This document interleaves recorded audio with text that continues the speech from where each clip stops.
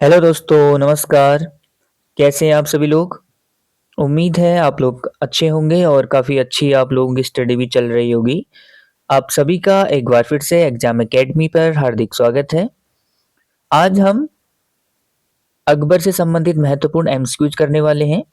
ये मुगल काल की तीसरी क्लास है, तीसरी वीडियो है। इससे पहले हमने बाबर और हुमायूं से संबंधित दो वीडियोस करी हैं जिसमें हमने बाबर और हुमायूं से संबंधित एमसीक्यूज किए हैं। तो शुरू करते हैं आज की तीसरी क्लास को। तो आज का पहला प्रश्न है, निम्न में से किस मुगल शासक का जन्म हिंदू शासक के महल में हुआ था? ऑप्शन ए है हुमायूं, बी है अकबर, सी है जहांगीर या फिर डी है शाहजहां। तो इस क्वेश्चन का जो सही आंसर है वो है ऑप्शन बी, अकबर। अकबर का जन्म अमरकोट के राजा वीर साल के महल में हुआ था। और ये आपको पता होगा कि 1542 ईस्वी में, ठीक है, 1542 ईस्वी में अकबर का जन्म हुआ था और राजा वीरसाल अमरकोट के जो राजा थे उनके महल में इनका जन्म हुआ था, जो एक हिंदू शासक थे। ठीक है, ये आपको ध्यान रखना है। और बात करें अकबर की, तो अकबर के पिता का नाम हुमायूं था और इनकी जो माता थी उनका नाम हमीदा बानो बेगम था। ठीक है, ये फैक्ट भी आपको ध्यान रखनी है।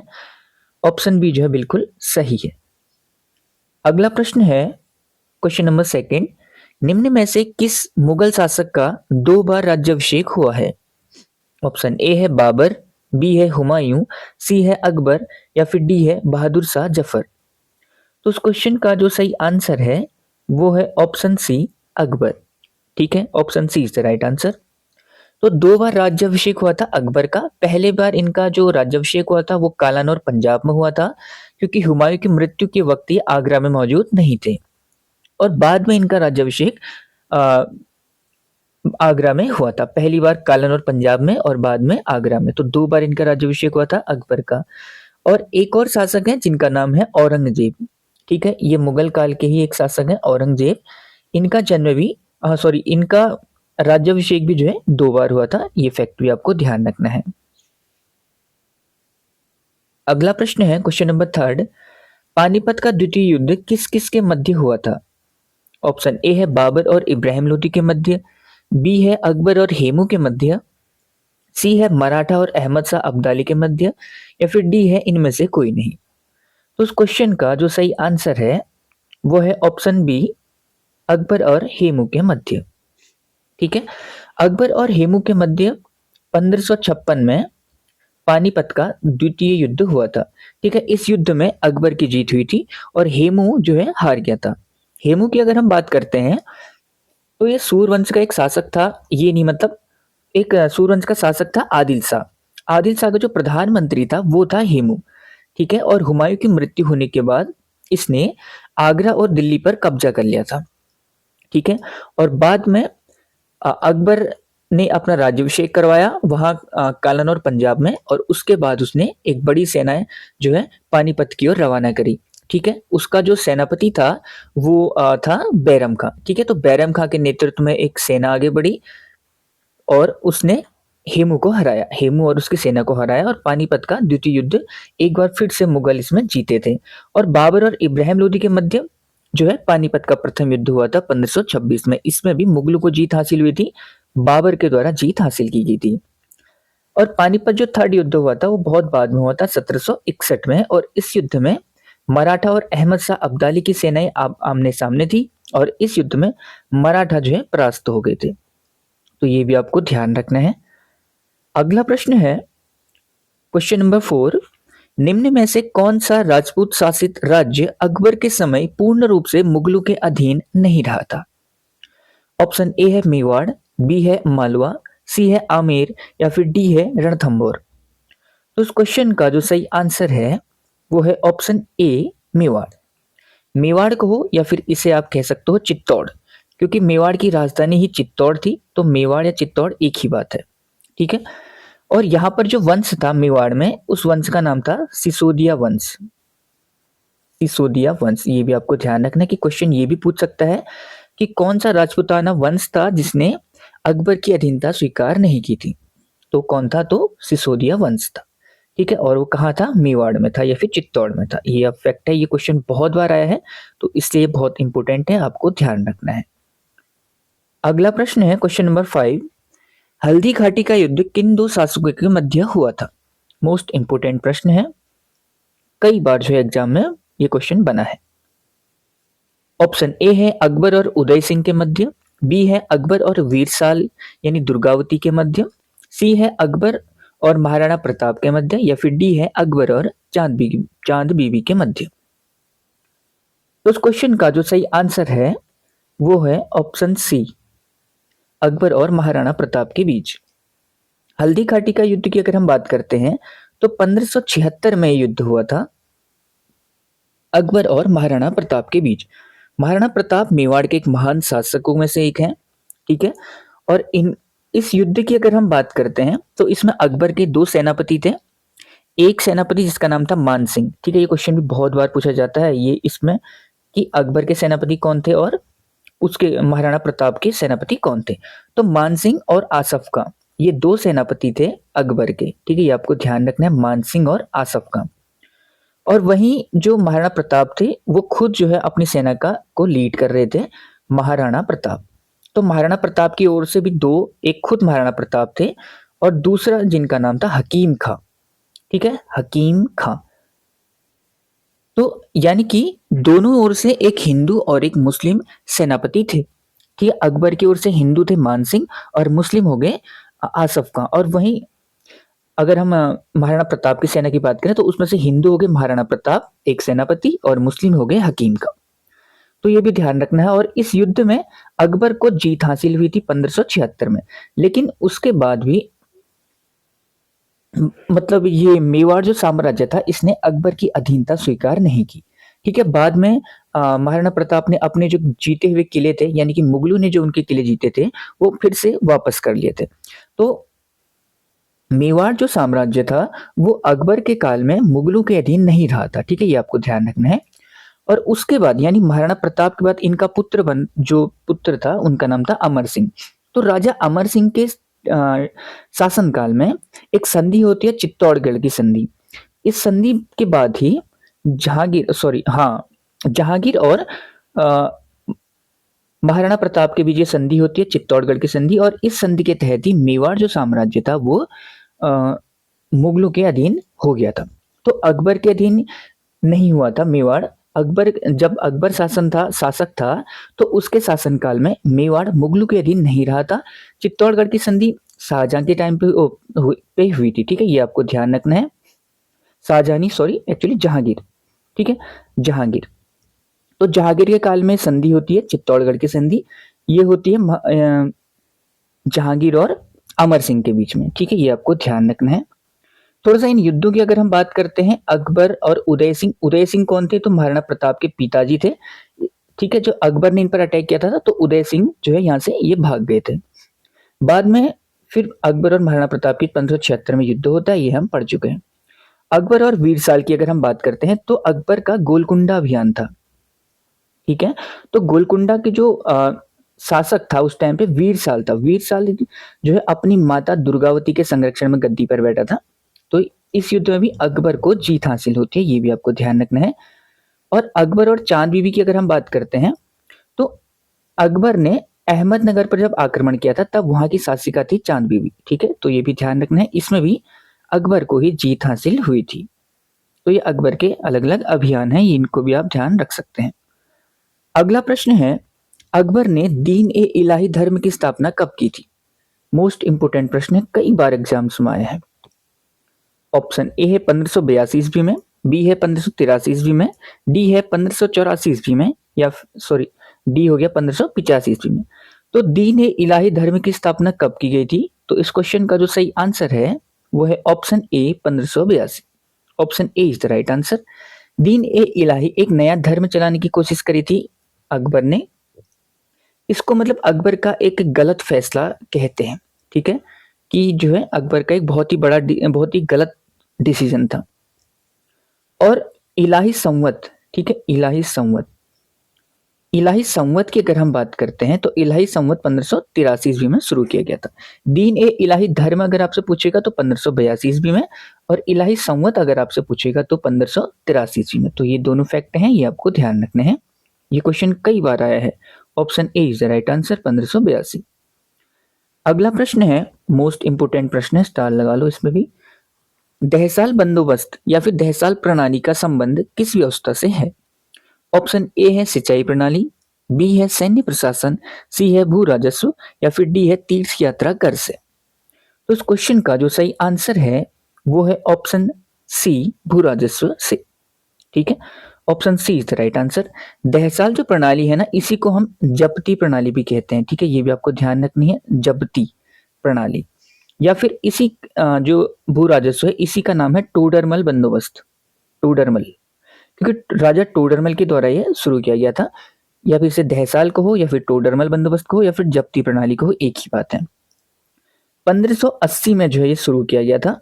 ठीक है, ये भी आपको ध्यान रखना है कि 1580 में इसकी शुरुआत हुई थी। ठीक है, और इसमें जो है जो वो थी भूमि थी उसको 4 भागों में बांटा गया था, यानी कि भूमि का आकलन किया गया और उस आधार पर टैक्स निर्धारित किया गया था। ठीक है, ये आपको ध्यान रखना है।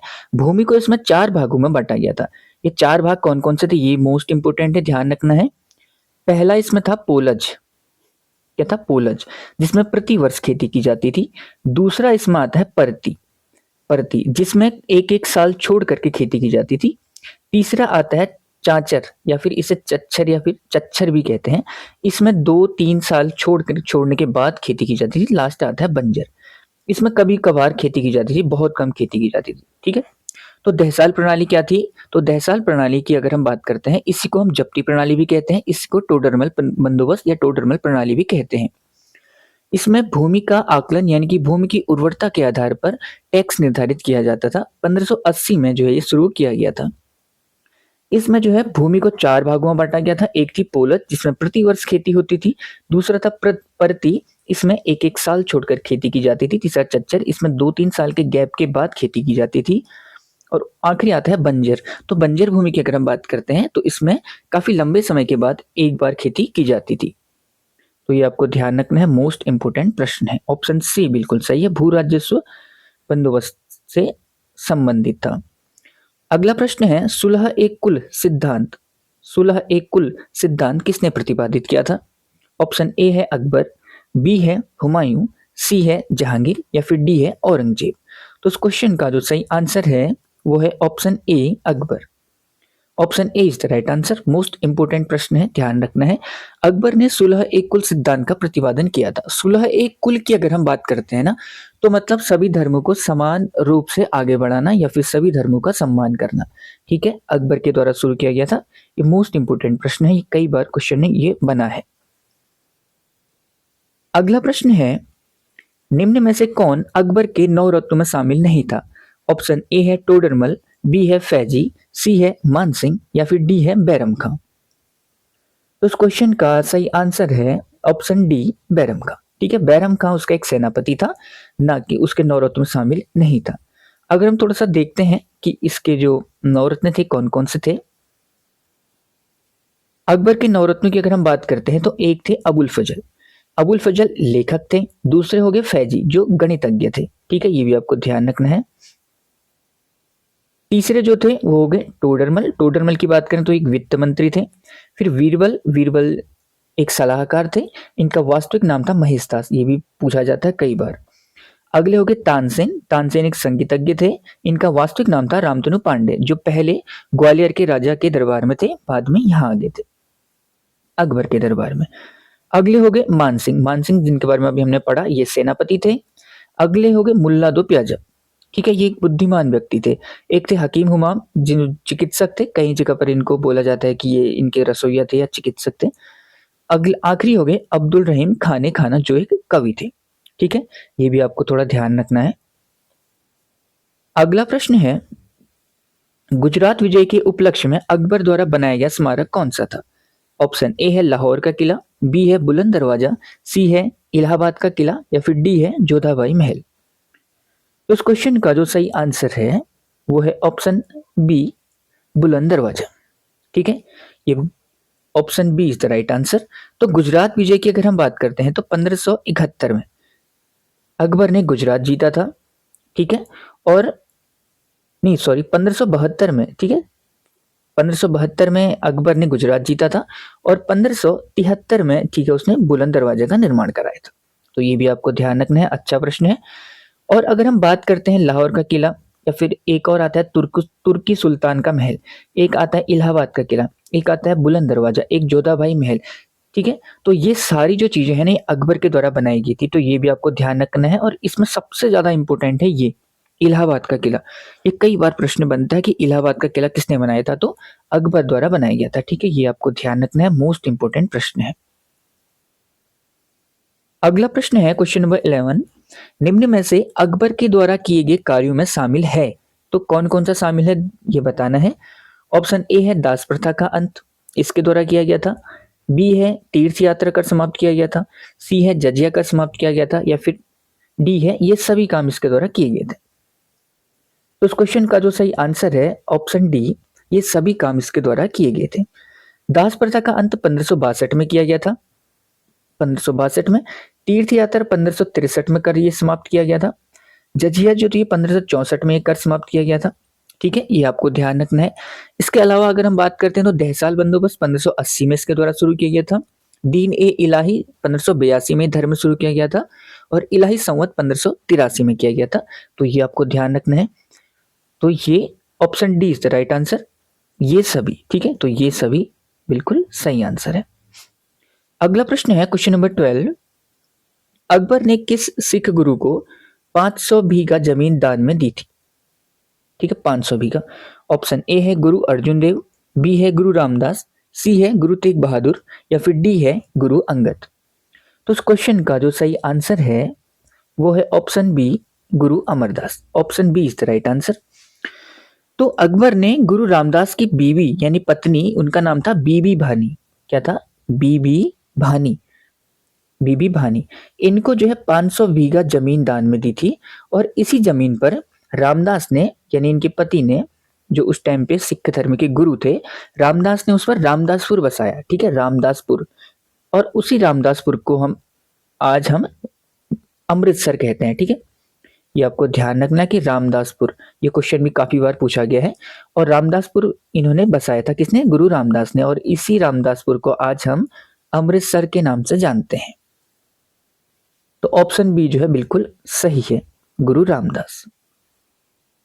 अगला प्रश्न है क्वेश्चन नंबर 13, अकबर के समय मुगल काल की राजधानी निम्न में से कहां नहीं रही। ऑप्शन ए है लाहौर में, बी है फतेहपुर सीकरी, सी है आगरा, या फिर डी है दिल्ली। तो इस क्वेश्चन का सही आंसर है option D Delhi. Option D is the right answer. Akbar के समय मुगल काल की जो राजधानी थी वो लाहौर भी रही, आगरा भी रही, फतेहपुर सीकरी भी रही। सबसे पहले आगरा ही थी। आगरा से 1571 में ये लेके आ गए फतेहपुर सीकरी। उसके बाद 1585 में ले गए भैया लाहौर। फिर वापस आ गए 1599 में, कहा, आगरा, ठीक है। ये आपको ध्यान रखना है। इसमें आपको ये चीज ध्यान रखने की 1585 में 1585 में लाहौर भी राजधानी लेके गया था, कौन, अकबर, ठीक है। ये भी आपको ध्यान रखना है, इंपोर्टेंट प्रश्न है। अगला प्रश्न है, आसान प्रश्न है लेकिन ये कई बार एग्जाम से पूछा गया है। अबुल फजल, सॉरी मैंने तो आंसर बता दिया आपको। तो अकबरनामा की रचना किसने की थी। ऑप्शन ए है अबुल फजल, बी है बदायूनी, सी है फैजी, या फिर डी है अकबर। तो अकबरनामा की रचना किसने की थी। ऑप्शन ए बिल्कुल सही है, यानी कि अबुल फजल के द्वारा की गई थी। और अकबरनामा के जो तीसरा अध्याय है उसी अध्याय को हम क्या कहते हैं, आइन ए अकबरी, ठीक है। ये भी आपको ध्यान रखना है, आइन ए अकबरी या फिर आइन ए अकबरी, ठीक है। ये अकबरनामा के तीसरे अध्याय को कहते हैं और अकबरनामा अबुल फजल की एक फेमस कृति है। ऑप्शन ए बिल्कुल सही है, ध्यान रखना है। अगला प्रश्न है, ये क्वेश्चन बहुत बार एग्जाम से बना है और ये एक प्रश्न नहीं है बल्कि 4-5 प्रश्नों का एक मिश्रण है। तो इस क्वेश्चन की अगर हम बात करते हैं, पंचतंत्र का फारसी अनुवाद, ठीक है, तो सही मिलान करना है। पंचतंत्र का फारसी अनुवाद किसने किया था। तो पंचतंत्र का जो फारसी अनुवाद था वो किया था अबुल फजल ने, ठीक है, अबुल फजल। रामायण का जो फारसी अनुवाद था वो किया था बदायूं ने। लीलावती का फारसी अनुवाद किसने किया था? फैजी ने। और महाभारत का जो फारसी अनुवाद था वो किया था बदायूनी प्लस फैजी ने। ठीक है, तो ये आपको ध्यान रखना है, ये बहुत बार पूछा गया। पंचतंत्र का फारसी अनुवाद, जैसे पंचतंत्र किसने लिखी है? तो विष्णु शर्मा की एक रचित कहानी है, ये पंचतंत्रिक कहानियों का समूह है। और अबुल फजल जो थे इन्होंने पंचतंत्र का फारसी में अनुवाद किया था। ठीक है, तो ये आपको ध्यान रखना है। तो पंचतंत्र का किसने हो गया? अबुल फजल, यानी कि एक का हो गया 4, फिर हो गया रामायण का बदायूनी यानी कि 3, फिर लीलावती का फैजी यानी कि 2, और महाभारत का बदायूनी प्लस फैजी यानी 1, यानी 4 3 2 1। तो इस ऑप्शन हमें कहीं पर दिख रहा है, तो ऑप्शन बी जो है बिल्कुल सही है, 4 3 2 1। ठीक है, तो ये आपको ध्यान रखना है, मोस्ट इंपोर्टेंट है। और इसमें भी लीलावती वाला क्वेश्चन बहुत ज्यादा पूछा गया है। लीलावती का फारसी अनुवाद किसने किया था? तो फैजी ने किया था। और यहाँ पर हमने ये इसको मेंशन किया है कि बाबर नामा का फारसी अनुवाद अब्दुल रहीम खान खाना ने किया था। बाबर नामा जो किताब थी तुर्की भाषा में रचित है, बाबर की आत्मकथा, इसे तुजुक ए बाबरी भी कहते हैं। अब्दुल रहीम खान खाना के द्वारा इसका फारसी अनुवाद किया गया था, ये भी आपको ध्यान रखना है। ये वैसे हम पिछली क्लास में इसका जिक्र कर चुके हैं। अगला प्रश्न है, मनसबदारी प्रणाली किस चीज से संबंधित थी? ऑप्शन ए है भू राजस्व से, बी है विदेश नीति से, सी है सैन्य प्रणाली से, या फिर डी है इनमें से कोई नहीं। तो उस क्वेश्चन का जो सही आंसर है वो है ऑप्शन सी, सैन्य प्रणाली से। ये मोस्ट इंपोर्टेंट प्रश्न है, कई बार एग्जाम से पूछा गया। तो मनसबदारी प्रणाली किससे संबंधित थी? तो सैन्य प्रणाली से। तो मनसबदारी जो है एक अरबी भाषा का शब्द है, इसका मतलब होता है कि पद, पद किसी को मतलब एक पद देना, एक, ठीक है, एक औहदा देना। तो मनसबदारी प्रणाली सैन्य प्रणाली, मनसबदारी प्रणाली थी सैन्य प्रणाली, अकबर के द्वारा शुरू की गई थी, मंगोलों से जो इसने सीखी थी। ठीक है, ये भी आपको ध्यान रखना है, मोस्ट इंपोर्टेंट प्रश्न है।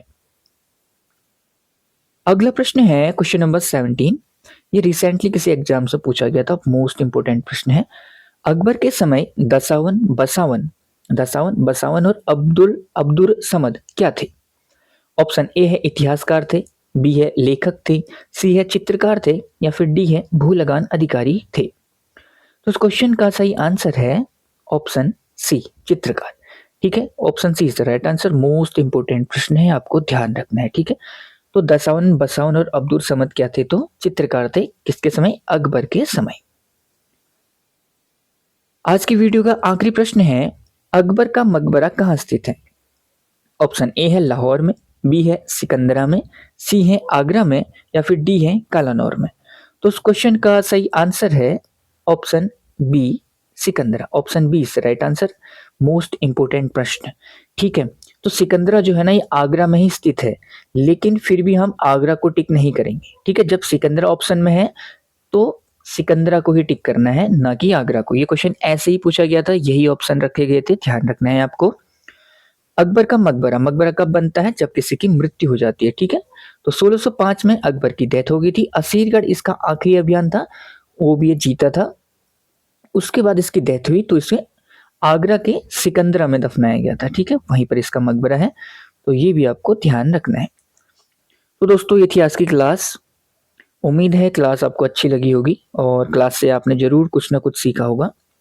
तो दोस्तों अगर आपको क्लास अच्छी लगी है तो इसे लाइक करें, कमेंट करें और शेयर करें। बाकी चैनल को सब्सक्राइब करें। Thank you so much.